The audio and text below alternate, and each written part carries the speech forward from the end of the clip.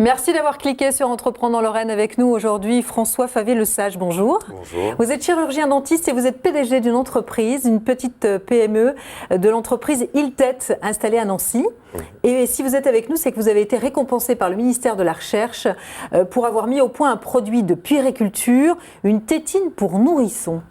Tout à fait. On a donc développé une tétine pour les nourrissons suite au constat fait dans mon exercice de chirurgien dentiste, c'est-à-dire qu'on a une augmentation des traitements orthodontiques qui sont liés à des déficits de croissance, liés à l'allaitement artificiel et donc à la tétine. Et alors en quoi cette tétine est innovante ? Elle est innovante parce qu'elle permet de respecter la fonction des enfants et qu'elle n'entrave pas leur croissance. Tout simplement parce qu'elle respecte donc les fonctions, l'enfant respire normalement, déglutit normalement et l'écoulement de la tétine correspond à l'écoulement du sein. Voilà. Et les tétines qu'on connaît aujourd'hui, traditionnelles, elles... Pour l'instant, on va dire que les tétines, les meilleures tétines sur le marché ont l'appellation anatomique qui est déjà une base, on va dire, mais après elles n'ont pas de véritable rôle physiologique, c'est-à-dire qu'elles ne répondent pas à la fonction de l'ATT, qui est une fonction assez complexe, ou qui est liée à la fonction de la déglutition, à la fonction de la respiration. Donc elles ne font que respecter la forme du palais ou de la mandibule, mais elles ne permettent pas une croissance normale des enfants, ce qui amène souvent à avoir des traitements orthodontiques plus âgés. Et on sait qu'environ 70% des enfants qui ont des traitements orthodontiques ont eu auparavant la tétine et la sucette.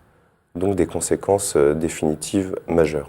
Et il peut y avoir encore d'autres conséquences ? Oui, tout à fait. Les syndromes d'apnée obstructive du sommeil, des problèmes de posturologie, donc de dos, des problèmes respiratoires à long terme, puisque les tétines classiques ont tendance à empêcher la respiration nasale, à favoriser la respiration buccale, qui n'est pas la respiration naturelle de l'homme, puisqu'elle ne permet pas la filtration de l'air, la thermorégulation du cerveau, enfin un ensemble de fonctions qui en dépendent. Et alors votre produit, vous avez mis combien de temps pour le mettre au point et où c'est que vous en êtes de votre projet ? Alors on a fait 2 années de recherche pour bien comprendre les mécanismes de l'ATT. Ensuite on a commencé à travailler sur plan pour établir la forme de la tétine. Ensuite cela a évolué vers une modélisation 3D qui a été réalisée par le docteur Étienne Leroy, qui est un des 3 membres de l'équipe Iltet. Et actuellement, on a donc pu faire un premier prototypage par stéréolithographie qui nous a permis de valider la forme externe de la tétine.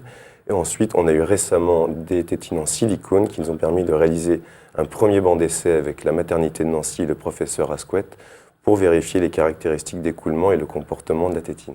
Et alors dites-moi, comment est vu le produit par les professionnels de la maternité ? Eh bien, pour l'instant, le professeur Asquette a témoigné dès le départ de son intérêt pour le projet et de l'importance effectivement de trouver une solution à ces problèmes d'allaitement artificiel. Voilà, donc il est enthousiaste et on compte encore travailler avec lui pour faire un essai clinique dans la maternité de Nancy. Et est-ce qu'il y a un marché ? Il faut dire que oui, il y a un marché qui est assez important puisqu'en France, on utilise dans le domaine grand public 24 millions de tétines par an et pour le marché des maternités, cela représente environ 14 à 15 millions de tétines. Donc des volumes assez conséquents. Ces marchés au niveau grand public, ils sont dominés principalement par 3 marques, dont Nuc, qui est leader mondial des tétines et qui est un fabricant allemand.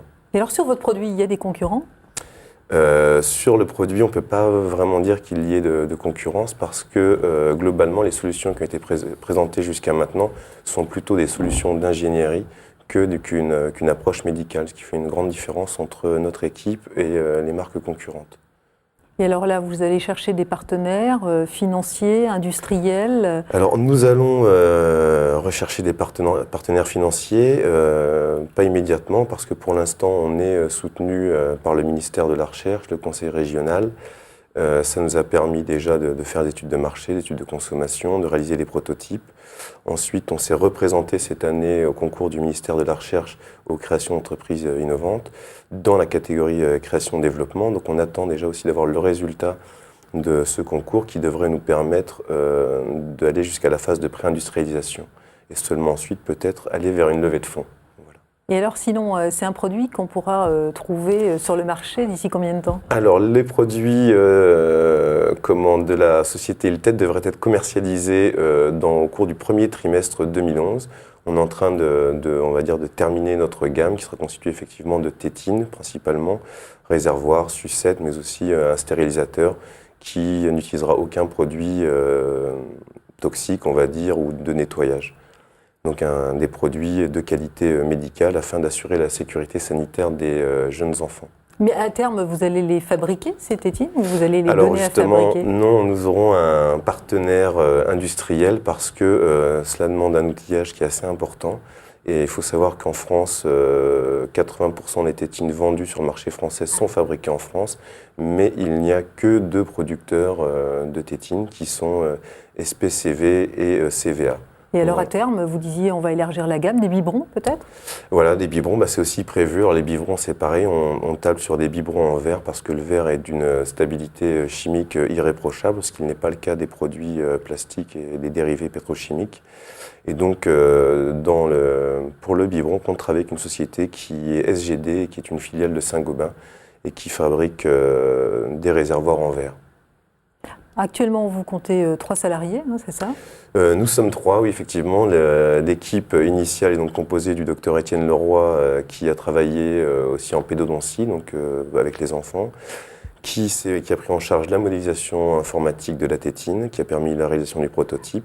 Et nous travaillons aussi avec le docteur Stanislas Voineau, qui est docteur en physique et qui bénéficie déjà d'une expérience dans la création d'entreprises innovantes et qui nous accompagne dans ce projet. Nous comptons embaucher sous peu une responsable commerciale pour entamer le développement et les contacts avec des pharmacies, les grandes surfaces spécialisées et où nous comptons aussi sur Internet pour distribuer nos tétines. Très bien, merci et bonne réussite. Merci à vous. Au revoir.